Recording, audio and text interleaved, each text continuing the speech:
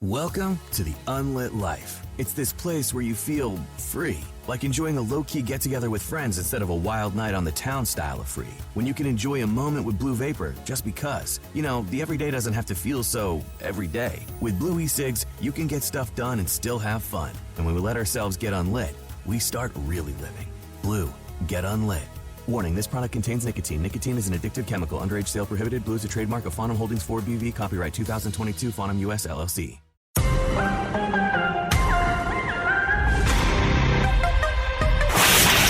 This is the Janine Pirro Show. Now, here's Judge Janine Pirro. Welcome back to the Judge Janine Tunnel to Towers Foundation Show. Joining us now is Fox News contributor, media and political columnist, and author Joe Concha. He's a funny guy. You've seen him on Fox. He's been on this show before. And he has a new book called Progressively Worse, Why Today's Democrats Ain't Your Daddy's Donkeys. Now, I'm going to get into that book with him in a few minutes, which I have to tell you, I have a copy of it on my desk, and I want to thank you for that, and I can't wait to read it. I'm going to try to read it this weekend. But there's been so much going on in the news. Who knows whether or not we're going to get to it this weekend. But I got to tell you, Joe, I want to ask you about the state of affairs in the world. And I'm going to start with the Olympics, right? We're in the middle of the Olympics, and the United States is doing quite well. I'm very proud of it, of this country. And every time Simone Biles or some of the others win, it's like you stand up and cheer, the dogs bark, life is good in America. But there's a part of it that is really teeing me off, and that is the boxers. So let's talk about, and I ain't talking about shorts, and I ain't talking about your daddy's donkeys. Okay. So if you have the XX chromosome, you're a girl. If you have the XY chromosome, you're a boy. It's that simple. But what they're letting happen in the Olympics is they're letting the XY people fight the XX people, saying the XY people are really girls and that they're just girls with a difference in sexual development. Meanwhile, one of the top boxers was out in 46 seconds as a result of this XY, and I'm going to call him a guy. They call him a girl. I'm calling him a guy. XY is a guy. And they said, she says, I've never been hit like that before in my life. So the next young woman boxer comes up with this XY guy, and she says, I'm going to fight him. I'll fix him. Well, she's out in no time. What the hell's going on, Joe? Well, it's quite simple. If we have seen in the past at the Olympics, steroids, HGH, human growth hormone, get banned because it gives athletes a chemical and biological advantage. Well, that's the same thing that we're seeing here. XY, you have a biological advantage. Men are simply bigger and stronger in most cases, and there shouldn't even be a debate around this. You can't have men boxing women. Or I'll put it this way. My wife, Division I athlete, Georgetown. She ran track, okay? She's one of the top runners in the country. Oh, yeah. I definitely married up. No question about it. And she's not a very political person. You know, she'll watch Fox. She watches The Five. That's like the one show she does watch. Thank you. Sure. It's number one for a reason. But she tends to do the doctor thing because she's an ER doctor, or she's driving my kids to practice, or she's involved with the community somehow. So she doesn't pay attention to too much of the political stuff too often. But when she heard about Leah Timer, we'll call him, University of Pennsylvania, she raced as a man in terms of swimming and was 538th ranked in the country, right? Like just way out. As a guy. Then she goes to race as a girl, and then suddenly she's number one and a national champion. Gee, I wonder how that happened. And my wife watched this. I never saw her get so angry before. She said, she goes, do you understand the kind of sacrifice you have to make to get to Division I competition? And she said, I could only imagine what it would be like, how I would feel if I'm about to race and I look down the blocks and I see some guy down there who poses as a girl, who's basically Christian McCaffrey, who's going to blow my doors off. I don't care how fast I run or how much I train. I know I'm going to lose him before the race. And she goes, and that's a whole bowl of wrong. And it is, Janine, it is. It is. It's outrageous. But, you know, you have to say to yourself, what has happened to the world where I got to tell you, there's something called DSD, and it's called sexual development, where they're raised female, but they have the XY chromosomes. And to me, that should be it. I don't understand why we are allowing them to fight young women. We are giving them a license to literally and figuratively beat women. To me, it's a crime. It's an assault on women. And I don't care who you're trying to please. I'm sick and tired of pleasing the few. Let them fight each other, okay? If you think they're so different, if you think they deserve some special treatment, let them fight each other. And, you know, the person who's on my left, on the 5, the liberal, said, I think last week, she said, they really are women. And the truth is that they believe they're women, too. And I said, I really don't care. You know, if they've got any testosterone in them, if they have the XY chromosome, I don't want them fighting women. And that's what they're doing. They're destroying women in sports. They're destroying their dreams. And, you know, I don't understand them. Well, I don't need to understand them. I only need to understand young girls like your wife who understands the sacrifices, the early morning practices, what you give up socially to go get your head beat in by some person who says they're really a girl. It infuriates me. And it Judge, really is. And Democrats support this, by the way. Kamala Harris, Tim Walz, they're all for this. And they claim to be the party of women. You say that you're running to protect women? Well, this is a good place to start, I would think. But you asked, how do they get away with it? Why do they get away with it? Because we have a whole political party here that's all for it. And then the educational system, like the University of Pennsylvania, like other places, all for it. So when you have those two powerful backers, that's how they get away with it. It is very, very sad. And I'll tell you, if Kamala Harris gets in, and if, you know, her pal there, who's a real weirdo, I got to tell you, this guy, Walz, Governor Walz, Tim Walz, I think the guy's very weird. You know, he's got this. Yeah, I think it's a good word that he came up with. I think he deserves a nomenclature himself.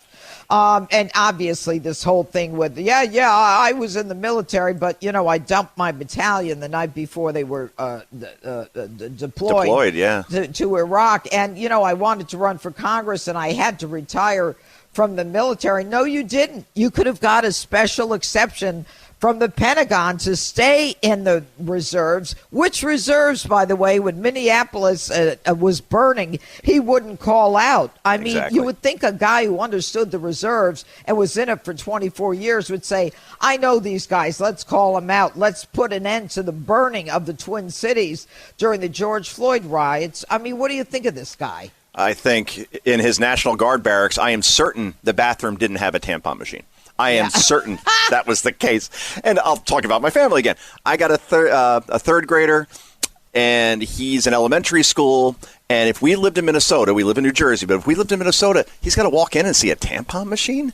What's that about, right? And this is what this guy supports. As you said, $500 million in damage to Minneapolis because he wouldn't call in the National Guard. And then even after he did, he apologized. And then the only reason why he was mad about the rioting is because he said, well, it's taking away from 400 years of a struggle that these people are fighting for. It's like, well, that doesn't give you the right to kill people and burn down buildings. So, he's more dangerous than Kamala Harris if that's somehow possible.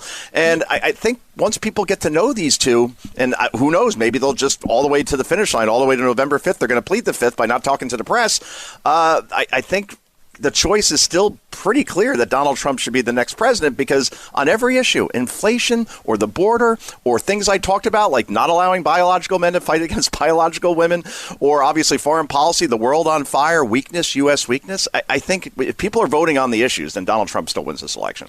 Yes, but the truth is it's a question of time, and there's not a lot of time before the election. She can go on for however long the press allows her to go on and not say anything to anybody.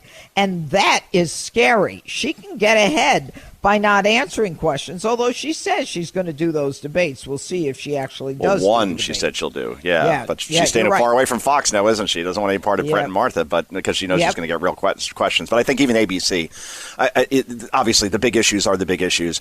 And if I'm David Muir and he's the guy who's actually asking the questions, my first question would be, you knew about Joe Biden's cognitive decline for years. You didn't say anything. Why is that? Hey, you said that you oppose fracking, but now you're for it. What's that going to do to the environment? Hey, you want want to end fossil fuels? What does that say to voters in Pennsylvania? Hey, you oppose ICE and border wall construction? Boy, that doesn't sound like being tough on the border at all. Hey, you support sanctuary cities. How's that working out in places like New York and Chicago and Los Angeles? Hey, you support sex changes for minors without parental permission.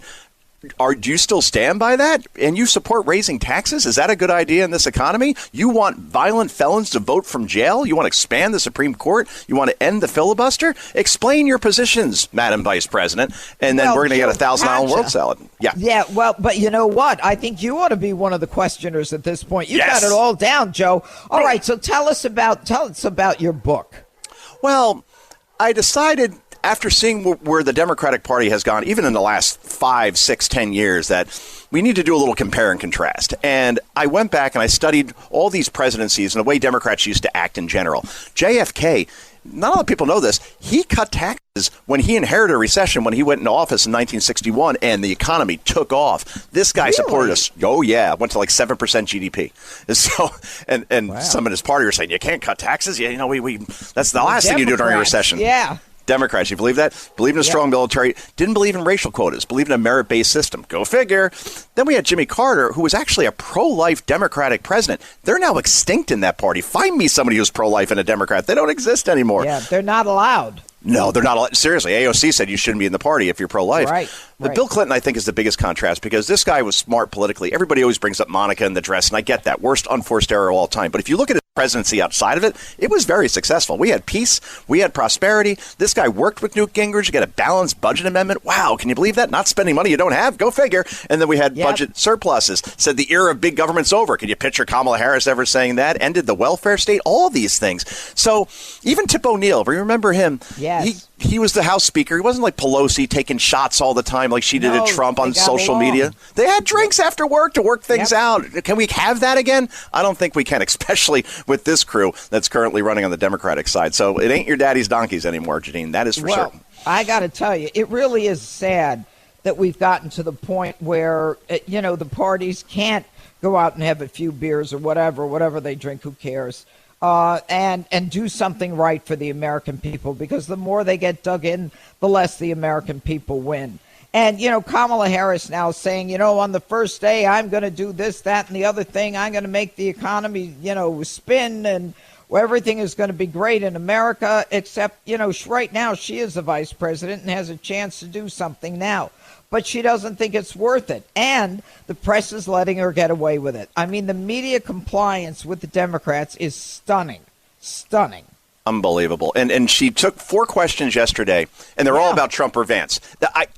I can't even call them softballs. It was like T-ball if you take a beach ball and put it on the tee. Like, that's how easy these things were to swat away. And meanwhile, Trump's up there for 63 minutes taking 42 questions, obviously, from a hostile press. And then Harris says, well, maybe I'll do an interview by the end of the month. What, you need 3 weeks to prepare to go on The View? I mean, so that's the plan here, Janine. They're going to keep her as hidden as most as possible, because they saw what happened in 2019. Once people actually heard her speak outside of a teleprompter and unscripted remarks, it went downhill in a hurry, and she went from front runner to out before she even got to Iowa. Didn't receive 1 vote, just like this time around where she hasn't received 1 vote, yet she's the Democratic nominee, and she's barely taken any questions along the way. And I think they could survive the next 88 days by as little as possible in terms of Kamala, keep her in teleprompter, have her do these rallies, and hope that Trump and or Vance implodes. And you know what? It might work.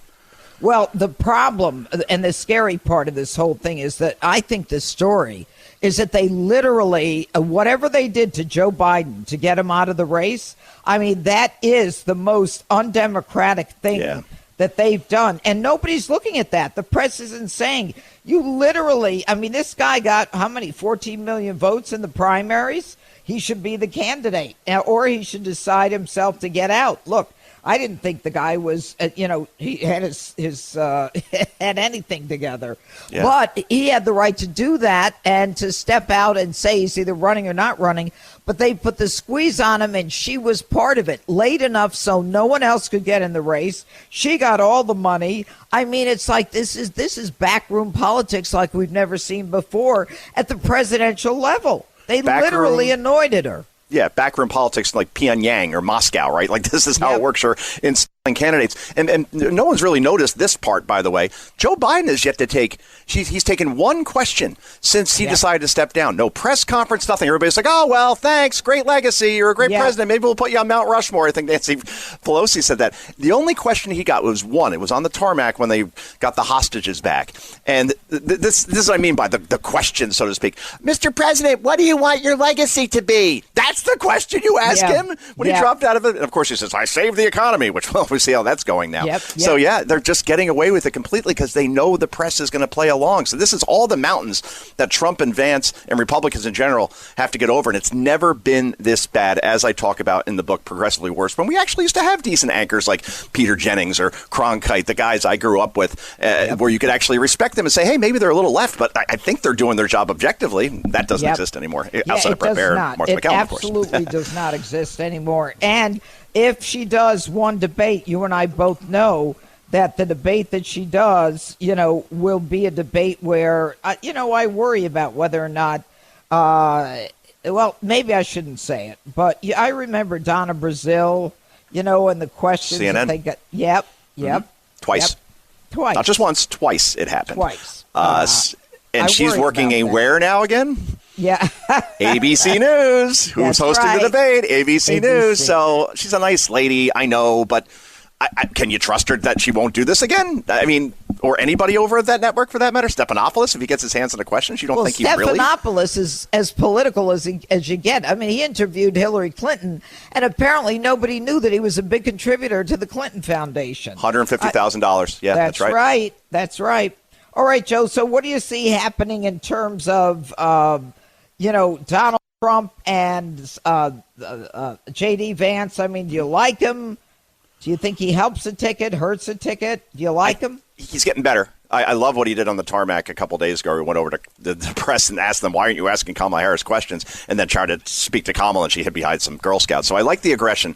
But if I think if Trump had a do-over, he won't admit this, I don't think. But if he had a do-over, you take Glenn Youngkin. Joe Concha, thanks so much for joining us on the Judge Jeanine Tunnel to Towers Foundation show. I love your energy. Everybody get a copy of his book. And Progressively Worse, Why Today's Democrats Ain't Your Daddy's Donkeys. That's what I wrote. Donkeys. All right. We finish each other's sentences. Yeah, okay. Next book, try to make it shorter. Anyway, Joe Concha, thanks so much for joining us. All right, Joe. God bless. And never forget, join the Tunnel to Towers Foundation on its mission to do good in honor of America's heroes. Donate $11 a month at T2T.org. That's T2T.org. This is the Judge Jeanine Show.